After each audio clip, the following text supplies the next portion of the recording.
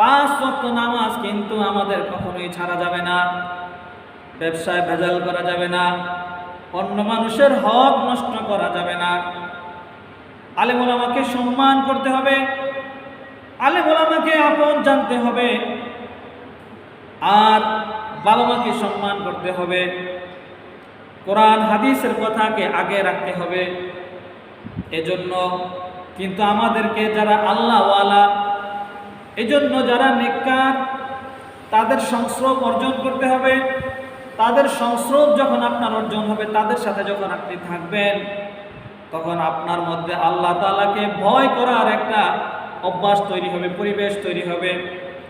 একজন মানুষকে যখন দেখবেন আপনি চিল্লায় যায়, একজন মানুষ যখন তাবলীগে যায়, যখন সে 40টা দিন সময় লাগে আসে, তখন দেখবেন আসার পরে তার মধ্যে কিরকম একটা পরিবেশ সৃষ্টি হয়। কখনো কখনো এসে দেখা যায় সে 5 ওয়াক্ত নামাজ ঠিক মতো পড়ে, পরিবারের সবাইকে 5 ওয়াক্ত নামাজি বানিয়ে ফেলে। ঘরের মধ্যে টিভি সহ যত রকম গুনাহের উপকরণ থাকে, যত রকম ছবি থাকে, বিভিন্ন প্রাণীর যেসব মূর্তি থাকে, সেগুলো কিন্তু সে তাবলীগ থেকে এসে ফেলে দেয়। তাবলীগ কিন্তু কোনো মাদ্রাসা না, তাবলীগ কিন্তু কোরআন হাদিস যে আপনাকে ভালোভাবে শেখাবে এরকম কোনো জায়গা না। বরং তাবলীগের মধ্যে কিছু প্রশিক্ষণ হয়, সূরা কেরাত প্রশিক্ষণ হয়, তাবলীগের মধ্যে কিন্তু দ্বীনের প্রশিক্ষণ হয়। সেখানে আল্লাহওয়ালাদের সোহবতে থাকা হয়, আল্লাহ তাআলাকে তারা ভয় করে চলে, এরকম একটা আল্লাহ তাআলাকে ভয় করার জামাতের সাথে চলে। চলতে চলতে এরকম এক সময় হয়ে যায় সে বাড়িতে আসার পরেও আল্লাহ তাআলার ভয় নিয়ে চলার মতো শক্তি, একটা সামর্থ্য, তৌফিক তার মধ্যে হয়ে যায়। সুবহানাল্লাহ। আবার দেখবেন মানুষ যখন চরমনায় যায়, মানুষ যখন অন্য কোনো আল্লাহওয়ালার দরবারে যায়, কোনো মাহফিলে যায়, মানুষ যখন কোনো বুজুর্গ আলেমের মাহফিলে যায়, মজলিসে যায়, তার সাথে সময় দেয়, কথাবার্তা বলে, মোহাব্বত রাখে, তখনও দেখবেন মানুষের মধ্যে পরিবর্তন আসে, আল্লাহ তাআলার ভয় তৈরি হয়। ঠিক কিনা বলেন? এজন্য ভাই, আল্লাহ তাআলার ভয় আমাদের মধ্যে অর্জন করতে হবে। যদি আমরা করতে পারি তাহলে কিন্তু আমরা সাহাবীদের মতো, নবী রাসূলদের মতো দামি হয়ে যাব। সুবহানাল্লাহ। আল্লাহ তাআলার কথা, আল্লাহ তাআলা বলেছেন, তোমাদের মধ্যে সবচেয়ে বেশি যে ভয় করে সে সবচেয়ে বেশি আল্লাহ তাআলার কাছে দামি। আমরা দুনিয়ার মধ্যে এসেছি, দুনিয়ার মধ্যে কিন্তু যারা নেককার তারা ততটা দামি হয় না। দুনিয়ার মধ্যে দামি হয় তারা যারা দুনিয়ার মধ্যে বেশি টাকার মালিক হয়। ঠিক কিনা বলেন? দুনিয়ার মধ্যে যারা আল্লাহ তাআলাকে বেশি ভয় করে চলে, তাদেরকে কিন্তু দুনিয়ার টাকাওয়ালারা অনেক সময় তুচ্ছ তাচ্ছিল্য করে কথা বলে। ঠিক কিনা বলেন? তারা কিন্তু বিষয়টা সম্মান করে না, দাম দেয় না, মূল্যায়ন করে না। কিন্তু ওই ব্যক্তি কিন্তু আল্লাহ তাআলার কাছে অনেক দাম। সেই ব্যক্তি মৃত্যুর সাথে সাথে আল্লাহ তাআলা দামি হয়ে আল্লাহ তাআলার দামি জায়গা জান্নাতে পৌঁছে যায়। সুবহানাল্লাহ। এজন্য ভাই, আমাদের দুনিয়াটা কিন্তু স্থায়ী জায়গা না। ঠিক কিনা বলেন? আজকে আমি দুনিয়ার মধ্যে আছি, আমি যখন চলে যাব 2-4 মাস, 6 মাস, 1 বছর, 2 বছর পরে, 5-10, 20 বছর পরে আমাকে স্মরণ করার কেউ থাকবে না। একজন মানুষ দুনিয়া থেকে বিদায় নেওয়ার পরে যত দিন যায় তত কিন্তু আত্মীয়স্বজন সবাই তাকে বলতে থাকে। ঠিক কিনা বলেন?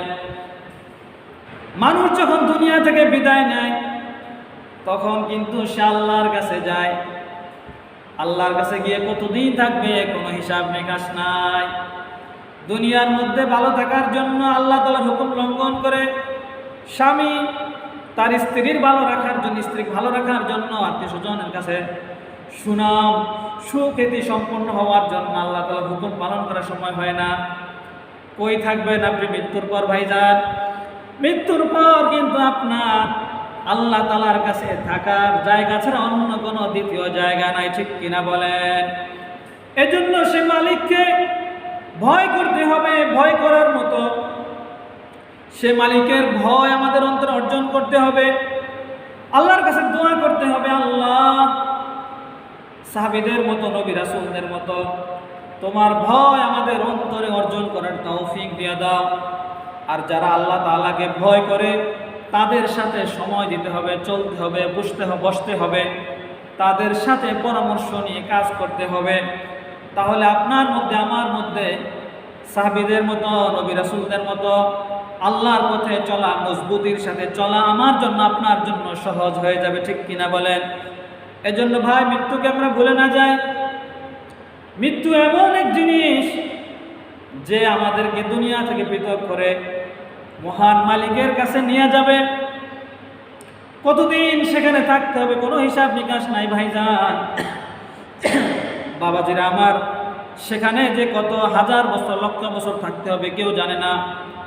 এজন্য আল্লাহর কাছে যেন আমরা দামি হইতে পারি, আল্লাহর কাছে যেন আমরা সম্মানী হইতে পারি, কারণ আল্লাহর কাছে আমাদেরকে বেশি হায়াত কাটাইতে হবে, বেশি সময় থাকতে হবে।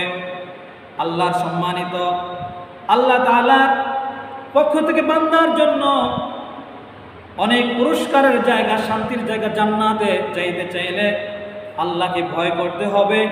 তবে আল্লাহ তাআলা আমাদেরকে সম্মানিত করে আল্লাহ তাআলার সম্মানের জায়গা জান্নাতে আমাদেরকে স্থান করে দিবেন। সুবহানাল্লাহ। আমরা সবাই এই কথা আজকে মাথায় রাখবো যে আর জীবনে কোনোদিন আল্লাহ তাআলার হুকুম লঙ্ঘন করব না, বড় গুনাহ করব না, ছোট গুনাহ করব না। আর যারা গুনাহগার, যারা পাপিষ্ঠ, আল্লাহ তাআলার হুকুম লঙ্ঘন করে তাদের সাথে বেশি সময় দিব না। পারবেন তো ইনশাআল্লাহ? এই কথাগুলো মানবেন, এই কথাগুলো শুনবেন, আর আল্লাহ তাআলার কাছে সম্মানিত জীবন পাওয়ার জন্য চেষ্টা করবেন ইনশাআল্লাহ। আল্লাহ তাআলা আমাদেরকে, আল্লাহ তাআলার কাছে যেন আমরা সম্মানিত হতে পারি, শ্রেষ্ঠ হতে পারি, নবী রাসূল সাহাবীদের মতো যেন আমরা সম্মানিত হইতে পারি। আমরা যেন আল্লাহ তাআলার প্রত্যেকটা হুকুমের উপর রাজি হয়ে যাইতে পারি, এরকম একটা অন্তর, এরকম একটা দিল যেন আল্লাহ তাআলা আমাদেরকে দান করে। সকলে বলুন আমিন। আল্লাহ তাআলার সন্তুষ্টিটাও যেন নবী রাসূল সাহাবীদের মতো আমরা পাইতে পারি, আর আল্লাহর কাছে যেন এরকম সম্মানিত হইতে পারি। আল্লাহ আমাদের সকলকে কবুল করুক, তৌফিক দেন। আমিন।